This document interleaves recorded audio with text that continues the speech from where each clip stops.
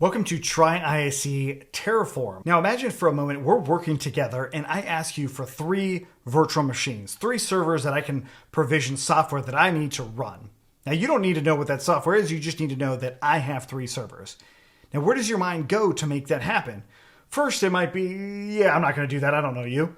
Second, it might be, I'll log into this cloud console, I'll go ahead and find where you provision virtual machines, and then I'll provision them and send those credentials on over to Justin, because he seems like he could really use some virtual machines right now. Or you do the third option. Now the first 2, those aren't my preferred options. The third option is my preferred one, and that is using Terraform. Since all students have different local machines, what we're going to be using is a remote workstation to actually manage all of our Try Infrastructure as Code projects. So whether it's Terraform, Ansible, Salt, or any of the other ones, we're going to be using this remote workstation as a place to host our code for each project and also a place to actually run the commands for each project. Now, what this also sets you up to do is to be able to switch from different local machines while also still maintaining your remote machine, your remote environment. So then eventually you remove away the remote workstation and start using more robust automation tools like GitHub Actions or something similar. But before you get to any of that, we use this remote workstation so that we can actually install the tools we need to make sure that we understand how those tools work before we start to automate them even more.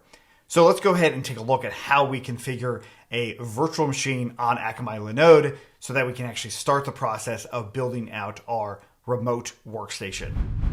To get started, we're going to sign up for an account on Akamai Connected Cloud, formerly Linode, at linode.com/Justin, and you'll get a free credit there, which should carry you through this entire series of Try Infrastructure as Code. So once you sign up for an account, of course, you're going to want to log in to your account. And when you're in your account, you'll be able to provision the virtual machines you might need. In this case, I have none currently in there. We're going to go ahead and create a brand new one. The virtual machines are called Linodes. So you're going to go ahead and create a brand new Linode, and you're going to want to choose a distribution. We are going to be using Ubuntu 22.04 LTS. If you aren't aware of which one you should choose, pick the LTS that is available. Next up, our region that we want. Pick a region that's close to you because the latency will be, it will matter, as in the speed of you connecting to this remote machine will matter on your local machine.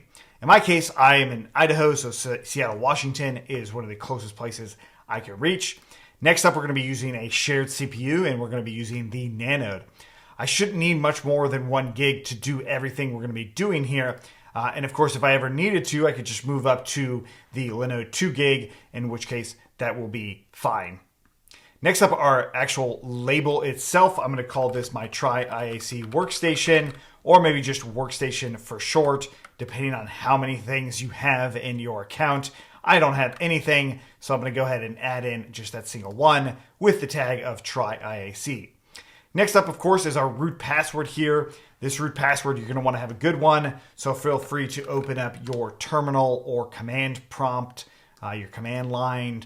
Basically, PowerShell is one for Windows users, and you're going to want to use OpenSSL-base 64 and maybe 32, and or rather OpenSSL rand base 6432, and there is the password we're going to use in there. So in this root password, we want to paste that one in instead of what Chrome was trying to give me.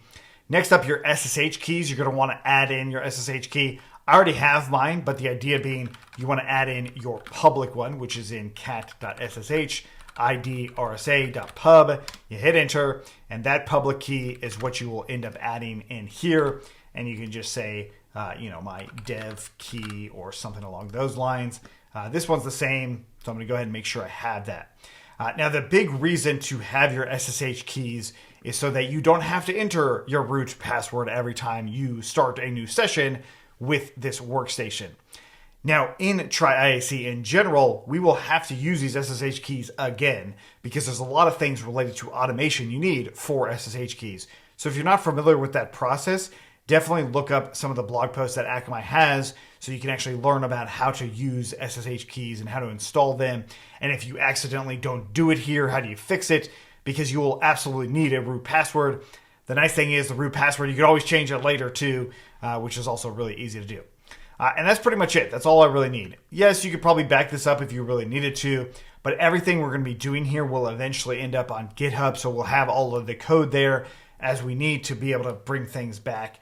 So I don't necessarily need a backup at this point, especially because I'm creating this simply to learn. Okay, so as it's provisioning, I'm going to just let it sit there, but I will mention if you do need to change your password ever, here it is right here. You can change your password. All you need to do is power it off and then change your password. That can help you solve some of the SSH keys that might end up happening as far as issues are concerned. So I'll let this finish provisioning and then we'll come back to actually run our Bootstrap script. So at this point, my workstation is running. So let's go ahead and go into the detail view of it. And we're going to go ahead and use the SSH access. Now, while I configured it, everything was done correctly, I will not need to enter my password to go into this virtual machine. So I'm going to go ahead and copy that command. I'm going to open up Terminal or PowerShell. Wherever you have SSH installed on your local machine, that's what you're going to want to use. You can absolutely use something like VS Code at this point, but I'm going to stick with Terminal just for this part. So let's go ahead and SSH. Of course, we want to guarantee the authenticity of this host, which in my case, we'll go ahead and say yes. This is actually the IP address that I'm managing through Akamai Connected Cloud, but it's the one that I'm going to be using. So what we want here is we want to have our various IaC tools installed, something like Terraform. Basically, we do not want an error for this command. And even if I have the dash version incorrect, the Terraform command needs to be found, right? So what we're going to do is we're going to use a Bootstrap script that I created. So if you go to gist.github.com/jmitchell3, 1L in there, you're going to go to my gists that I have, and more specifically, the Bootstrap Try IaC Workstation gist. Now, this might evolve over time and might change, and I might have a redirect somewhere because I want to make sure that this script works for you. So we're going to have to continuously make it better as we see fit, which is exactly why it's a gist and not just something that I have that you would go through on your own. Now, the other part of this is this gives us a glimpse into what IaC does really well. Our goal with using this script is to have our workstation with a specific state. We want the workstation to have Terraform installed. We want it to have Ansible installed, right? None of those things are currently available. So using this script will kind of give us a glimpse into IaC itself.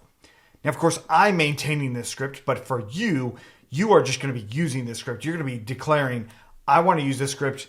I want these tools. Cool. So to do this, we're going to go ahead and use raw here. This will give me the actual script that I can download using curl.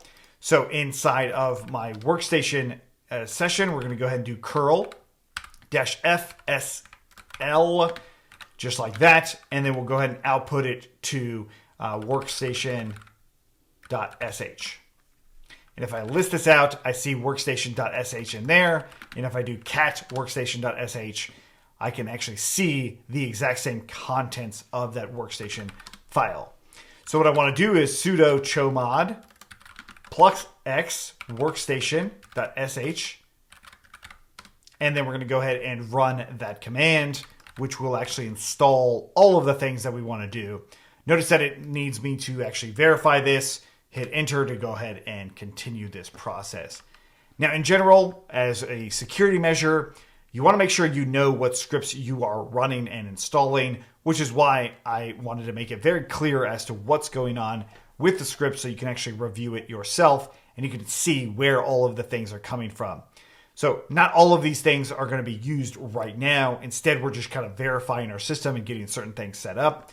But just generally speaking, when you install scripts, just verify what's going on in them.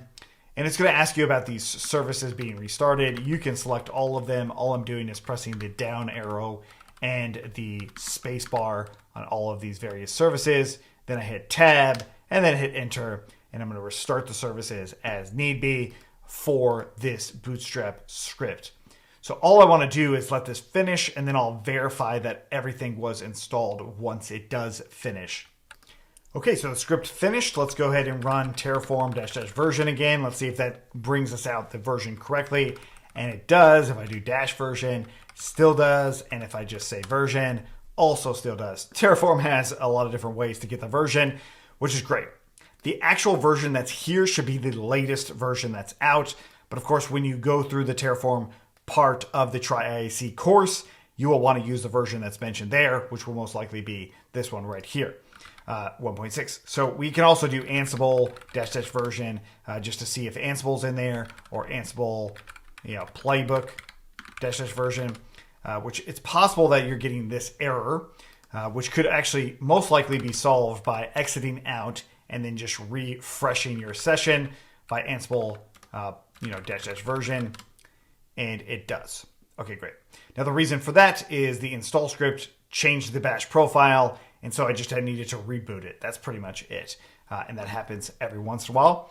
But then one of the things that's important about Ansible in particular is it's using Python and a Python virtual environment, which we'll have to see again when we get into the salt stack stuff as well. But just generally speaking, this is not installed globally. This is just a virtual environment version of Ansible to help isolate it from other Python package requirements, which we can talk about more when we get there.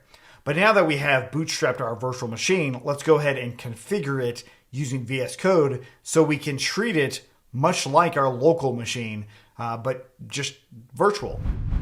One of the themes of infrastructure as code is the difference between declarative programming and imperative programming.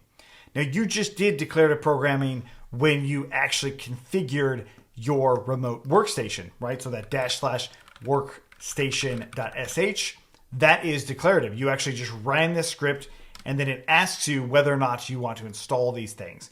In my case, I'm not going to install them again, but for you, you weren't concerned with the process of installing these things. You were just concerned with the outcome. And that's what declarative's all about. The steps to get to the outcome don't matter so much. It's just about the outcome itself. Me, on the other hand, I had to do imperative programming to make sure that that worked for you. So I had to go through each step to make sure that the outcome was there. Now, the reason this isn't a very good IaC tool itself is because it's not flexible at all. It's literally just installing those few things, and that's it. It's not going to install anything else. It's not going to allow you to configure or modify it without going in and modifying the script and then starting to do your own imperative programming. Now, a lot of the IaC tools themselves are all declarative. They all just say, hey, what do you want? Let me go do it for you, right? And we'll see that a lot throughout this process, but I want to just start introducing this concept of declarative programming versus imperative. And that's like the thesis at the core of so much of infrastructure as code, so that you can just say, hey, I want this, and it makes it happen. So the next part of this is now we want to actually install Visual Studio Code. I think a lot of you might already have this, but if you don't, go to code.visualstudio.com, download it for your local machine. This is actually a requirement for this entire series, mostly because of remote-ssh. This extension makes it feel like your local Visual Studio Code is using the remote one. In other words, it makes your remote machine feel like it's your local machine. So to actually install that extension, you'll go into these extensions here and just do a quick search for remote-ssh, and then just go ahead and install it. If you need to reboot Visual Studio Code, that's totally fine. You can do that, but that's really the process that you want to go through there. So next up, after you have it installed, what you want to do is we want to configure our SSH like hosts and all that. So what that means is I'm actually going to go ahead and exit out of my remote session and just go back into my local machine. In my case, it's denoted by the little joystick here. But what I want to do is I want to do nano-/.sh/config. Now, if you're on Windows, you might have to use something different than nano. But basically, I'm editing this file. You can absolutely open this up with Visual Studio Code as well. I just like using the actual terminal itself for this file. So this is mostly the process here that we're going to be using. So I already have a few in there. But the idea is we're going to say our host, and I'm going to give this workstation. That's the name I'm going to give it that we're going to connect to. Now, I'm actually going to correspond that name to the label I gave it on Akamai Connected Cloud. You don't have to do it that way, but that's the way I'm going to do it. Next up, our host name. Now, in this case, I'm going to use my IP address that I have from Akamai Connected Cloud. You can also use a domain name here that points to this IP address. That is absolutely something you can use. Next up, you can use a user, something like root. And then one of the things that I think is important is actually passing in an identity file. Now, the reason for this is I want to be able to use different SSH keys on different machines. And passing in this identity file allows for that. So I can do $/tilde/.sh/IDRSA. So this is going to be the private key, where the public key is what we installed on Linode. The private key is here.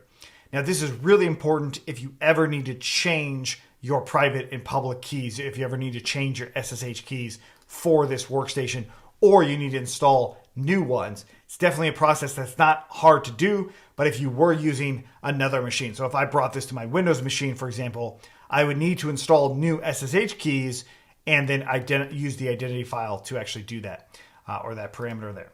Okay, great. So we're going to go ahead and save this. I'm going to do just that, and let's just make sure those changes have saved. And sure enough, there they are. So back into VS Code, now with remote SSH installed, I should have this little green thing at the bottom here. This will allow me to open up a remote window, and I can connect to the host.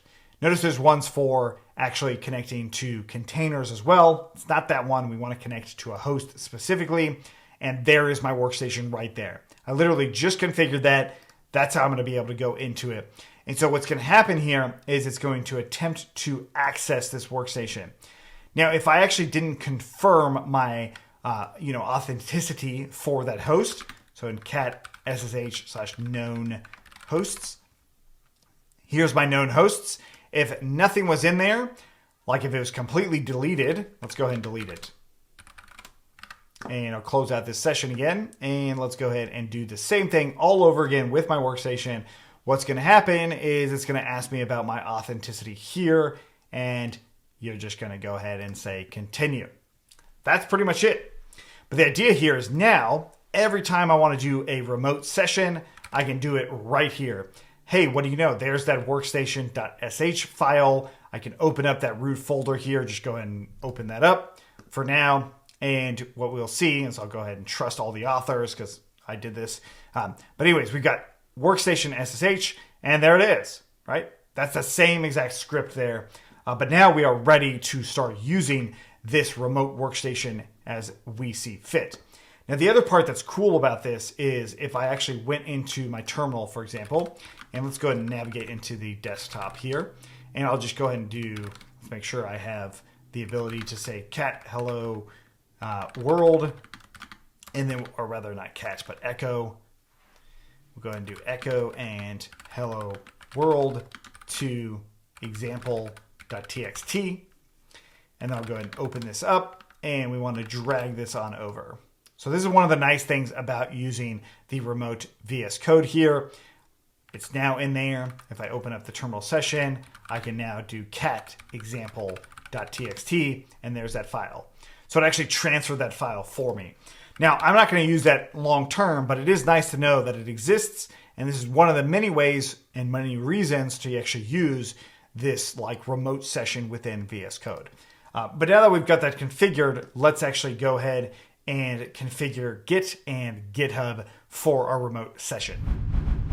So on our workstation, we'll go ahead and do git-version and gh-version as well.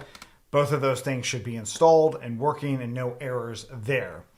Now, the first thing that I want to do is I want to run git config, and then I'm going to go ahead and do global. And then the first one is user.name. And in my case, my name is Justin Mitchell. I'll go ahead and hit enter. Next git config, we want to do global user.email. What email do we want to put in here? Now, of course, you can put in your personal email, a public email you have, Or what you could do is use a private GitHub email.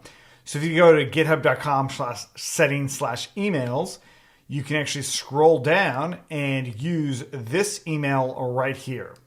So you can always use that email for GitHub. Now, of course, this assumes that you have a GitHub account and you're able to go here. But as you see for my account, I have multiple, these are public emails for my company, but the idea being that this is the email that we want to use on our workstation. And this could be your private GitHub account as well. But this is just a no reply email, but it does help with GitHub and associating your user account. Okay. So there's a few other configurations that are optional. The first one is having your default branch being main. That I think is the new popular default versus master. And then personally, I like using Nano for my text editor. So I always put in Nano in here as well. Great. And so the next part of this is actually doing our GitHub authentication. After we configure our Git, we configure GitHub. So git auth login. And here's what we're going to do. We log into github.com. It's not an enterprise server. What is our preferred protocol? I'm going to be using SSH. Locally, I use HTTPS. On my workstation, I use SSH because we can generate a new SSH key for it. If you want a key phrase, by all means, go ahead and add in additional passwords there. The title for your key, GitHub CLI, works for me. And then we're going to go ahead and log in with a web browser. And so we want to open this up. I'm just going to make note of this code right here.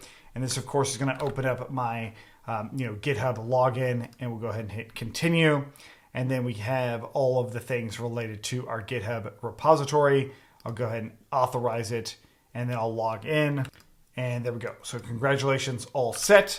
And so now on my local machine, I have GitHub all authenticated in here, and we could do everything related to GitHub as you might need. But more importantly, we can now actually use our private repos on GitHub as well. So if you have any private repositories, logging in this way is a good thing to do. And that's mostly the reason, but also so then it's just authenticated and you don't have to mess with creating tokens and all that. GitHub, the command line automatically does that for us. With our workstation now well configured, let's go through a recap as to how we would start a new project inside of the workstation and then how we would sort of reactivate it or go back to it. So of course, the first step is on your local machine, open up VS Code, click on the button for actually connecting to the host, go into the workstation, open up that new window. So to create a new project, you're going to want to have terminal open here, and we'll do make dir /try IaC -example for example. Now, if you're on a Windows and you're not familiar with the Linux syntax, you still have to use Linux because we are working off of a Linux machine. If you're on Mac, certain Mac terminal commands won't necessarily work in here as well. Something like pb copy won't work. But the idea being is that you will start to get used to these commands as you build them out. But now that I've made that directory, I can then treat this folder as if it was the project itself. So I can open it up and there we go. So VS Code is now going to be working within that folder as the root itself, right? So within here, I can also make new files, something like example.txt and say something like hello world, right? So right off the bat, it's grayed out. So usually with new projects, I want to do git init as well to track all the changes for the code. So we see it turn green, which means that Git knows about it. So if we do git status, we can see that it's untracked files, but we can also see in the source control changes inside of VS Code, we can also see those changes happening as well. So you'd be able to track everything with Git. So if we were to close that out, how do we get back? Well, it's the same process. We just grab this green thing here, go to the workstation itself as a host, and then we can open this up a little bit, open up a folder, and navigate to that folder. Okay, and here we go. It brings that project back up for us, as well as mostly where we left off in it, which is actually, I think, fairly straightforward to get going and to get started with any sort of project itself. Now, in my case, I actually don't want this project, so I'm going to go ahead and remove it. This try IaC example, And that's how you can remove an entire folder. I go ahead and do that, and we'll just close this out. We are now ready to work with all of the different IaC tools. So let's go ahead and do that now. So now we are going to go ahead and configure our Terraform project. So I'm going to go ahead and make the directory of /try IaC Terraform. And again, this is my remote session, which you can tell by root at localhost, where on my local machine, I've got this little joystick here that just denotes the different environments for you. So, or at least so you can know what's going on. I'm going to cd into this folder here, and I'm going to do git init. I want to start off with initializing a Terraform project with Git already in there. So let's go ahead and open up that folder then. I'm going to navigate to it with try IaC Terraform with inside of VS Code. I want to work in this folder. I don't need my entire remote machine here. I just want this to be the syntax that's going on, or at least where we're going to be working. You should be in the same spot. So one other thing that I want to configure with this environment is my Terraform extension. So if you do a quick search on the extensions in VS Code, you'll have a few options. I'm going to use the HashiCorp Terraform extension, but of course you can use other options if you'd like. I'm using this one because HashiCorp maintains it. That's the only reason. So I'm going to install it on my workstation here, and I'm also going to go ahead and do HashiCorp and HCL. I want to go ahead and grab that one as well, just so that I have the Terraform one and HCL, mostly for syntax highlighting while I build out various things with Terraform. So speaking of HCL, let's take a look at a sample HCL file. Now the idea here is it's very similar to like JSON or YAML, and in some cases it's similar to data types in Python or Node. But the idea being is we are going to write something here, and that's where we're going to declare it. So the baseline thing that we want to use in Terraform is something called a resource. So resource is going to be what we'll use with these curly brackets. And so this is where it kind of departs from JSON. JSON's often just the curly brackets, and then you start building things out. Whereas HCL, and specifically Terraform's HCL, we can label it outside of those curly brackets. So we'd say something like our label here, and then a sub-label. We're going to see this a lot. And within this resource, you're going to add in some attributes in here that take in like a string. You can also have attributes in here that are numbers. So let's do attribute 2. You can have attributes that have multiple values. So a list of items in here, ABC 1, 2, 3, something like that, or even the string of ABC and the string of 1, 2, 3. And then, of course, you can also do maps as well, which is like dictionaries. But as far as the fundamental part of Terraform and how it relates to the HashiCorp language or HCL, this is what we're going to be looking at. Resource with a label and a sublabel.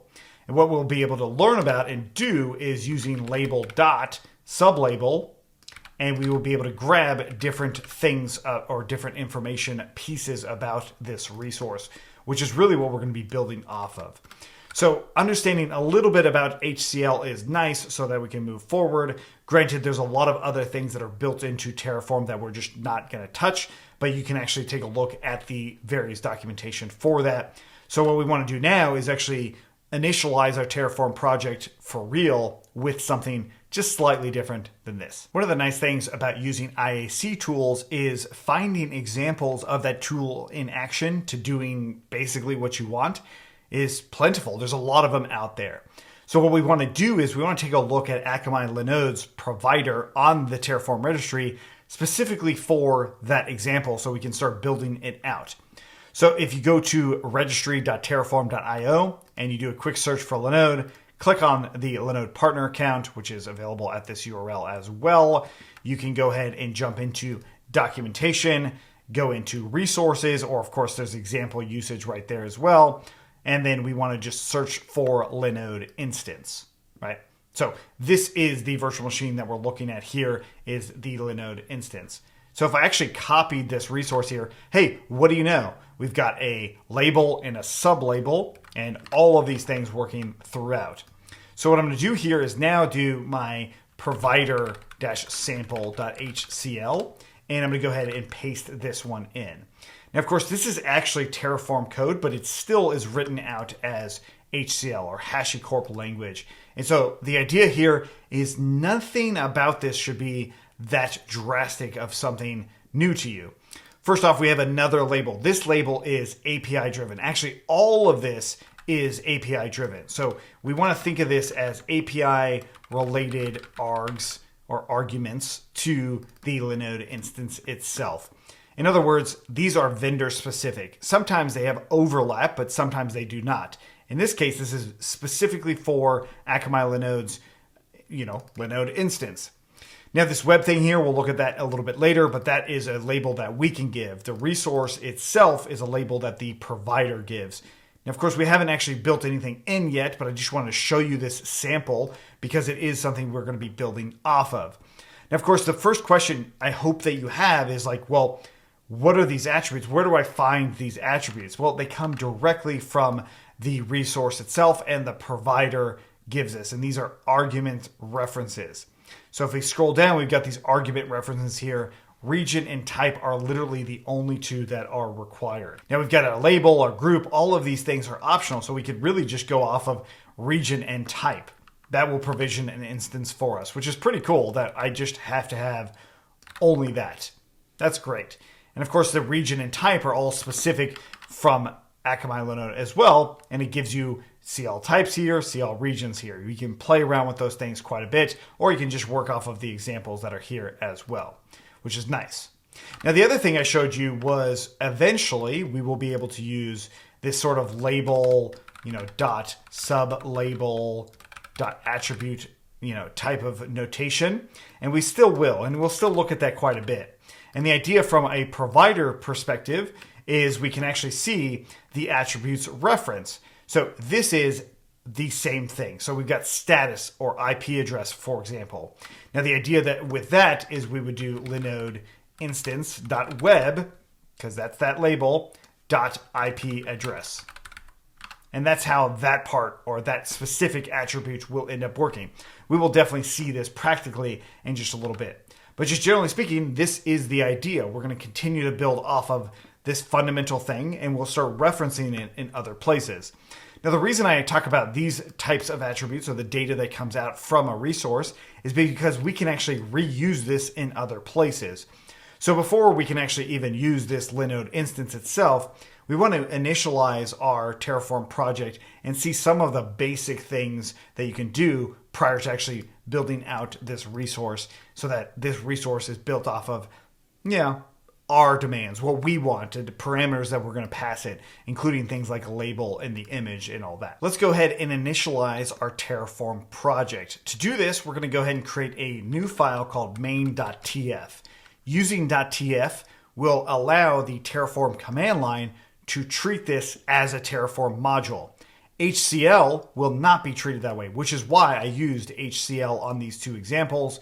It is still formatted in HCL, but using the .tf will ensure that Terraform actually uses this file or this module when it does all of the configuration it needs. In other words, use .tf when you want to provision stuff. If you don't want to provision stuff, use .hcl because you can use that as a sample. So the idea being is we want to declare Terraform in here, this first block. And then what we want to also provide in here is something called the required providers block.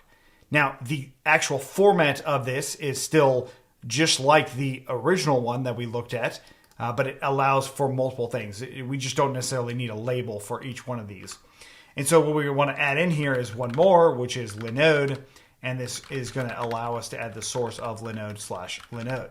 Okay, so this required provider is essentially telling Terraform, hey, we want to use a third-party package or a third-party resource in this Terraform project. Now, where you find this required provider or this configuration is going to be on the Terraform registry. It's going to be the easiest way to find it. And oftentimes, you'll see it says provider Linode/Linode. What do you know? It says provider Linode/Linode. We can also pass in a version in here of some kind.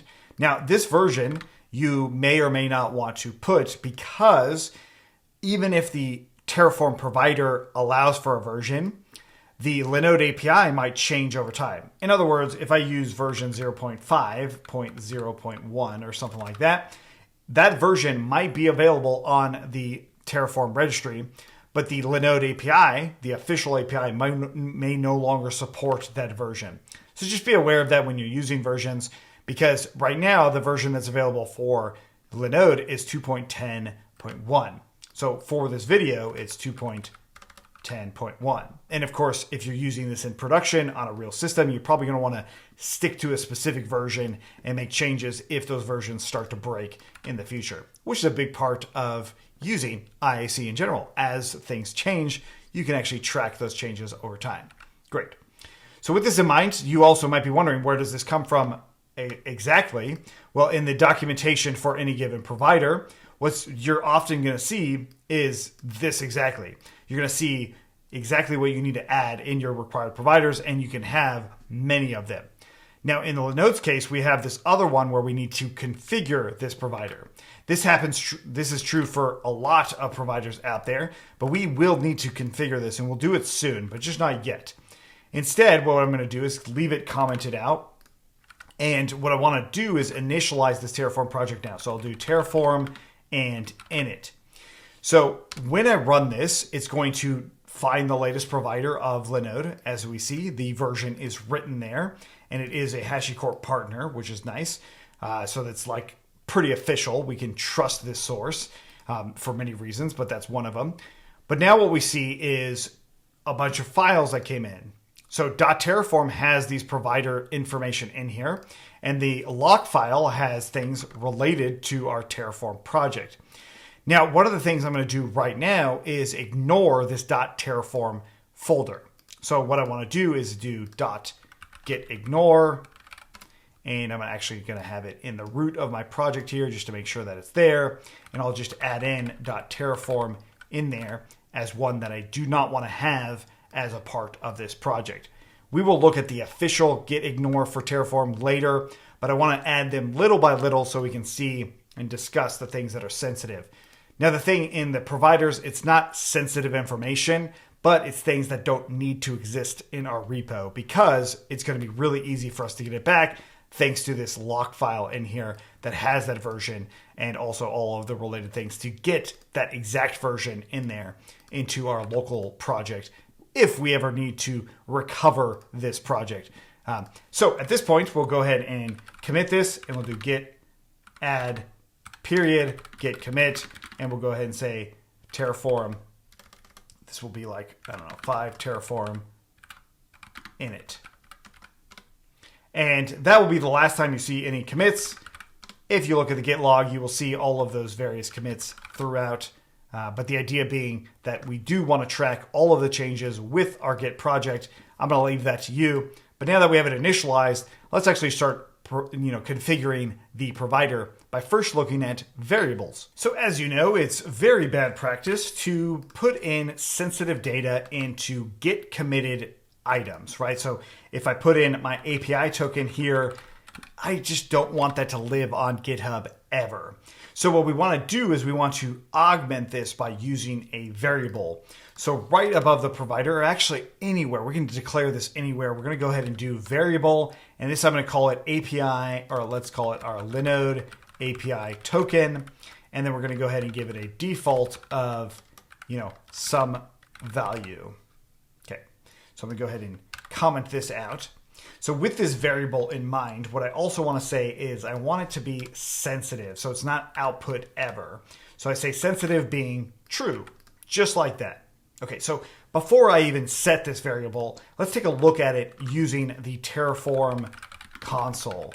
So if you go to Terraform console, you hit enter, you grab var dot, as in variable dot, and hit enter, we've got sensitive value here.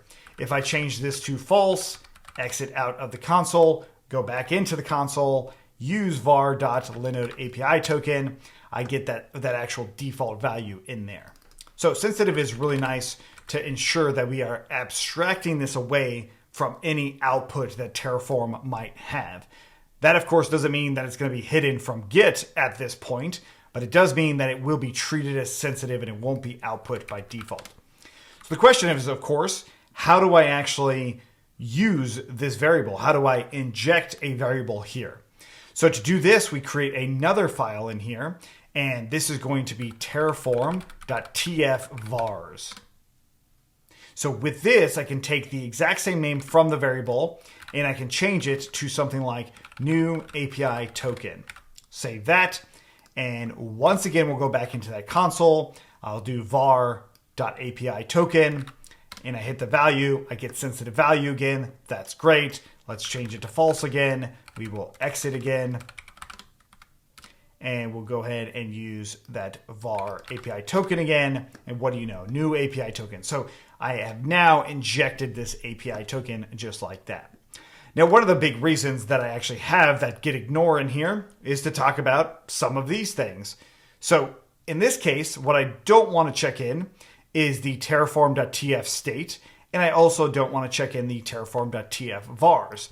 So tf state doesn't have anything in it yet, but it will. So before I even touch that, I want to make sure that these are both added to gitignore. So one of the quickest ways to do that is by going into the source control here and then clicking on it or right clicking on it or control clicking on it and hitting add to gitignore and then add to gitignore. Right. And so the lock info, this stuff right here, we'll take a look at the general Terraform gitignore file, but the state itself and the variables, we definitely do not want those to be inside of our project. But the other part about this that is really cool and important is where we can actually store this data. So we'll take a look at that in just a moment. But for now, just keep in mind, whenever you need to inject data, you're going to use a variable. That variable needs to be declared in this way. Again, it's still following the same format, but it's no longer a resource. But the label itself is the variable that you'll use.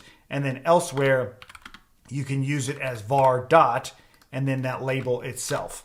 And that's how we'll be able to reuse it in other places, which we'll see very soon. But what we can do with this is we can take a look at how Terraform treats multiple .tf files. So before we go any further, I want to mention that I now have terraform.gitignore as my primary gitignore file, which if we look back at our project, that means there's going to be a number of things in here that are ignored from the repo as they should be. That's kind of the idea. Make sure that you change it as well. There are just a few things that are ignored, but we want to make sure that they are ignored prior to moving forward. Great. So next up, what we want to do is we want to look at how we can treat Terraform modules, the .tf files. And so as your projects grow in complexity, you're not going to have everything in main.tf. In fact, even if you don't have a very complex project, as we don't, it's a good idea to start separating these things out because it's a lot easier to work with then. So instead of main.tf, what I'm going to do is I'm going to create variables.tf. And so inside of variables.tf, I will literally grab this variable and paste it in here, just like that. And so what Terraform does super well is it combines everything to be one.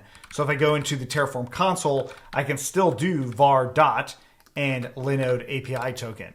At this point, of course, it is still a non-sensitive value. So I want to change that back to being sensitive. And I can run this again and run our var in there. And we get something just like that. So the reason I'm bringing this up now is so we can see that we can actually decouple our Terraform resources quite a bit and really just focus on little bits and pieces as we go forward. So at this point, I'm going to go ahead and bring this comment here over into variables, and that's it. So we're going to decouple these Terraform modules as much as possible. Granted, you can do everything in one, and Terraform treats all of these decoupled modules as one when you run that Terraform console or anything related to Terraform itself. The other part about this that's really important to note is the fact that .hcl is being ignored completely. It's not looking at those HCL files on purpose, right? So that's another part about this that is worth knowing.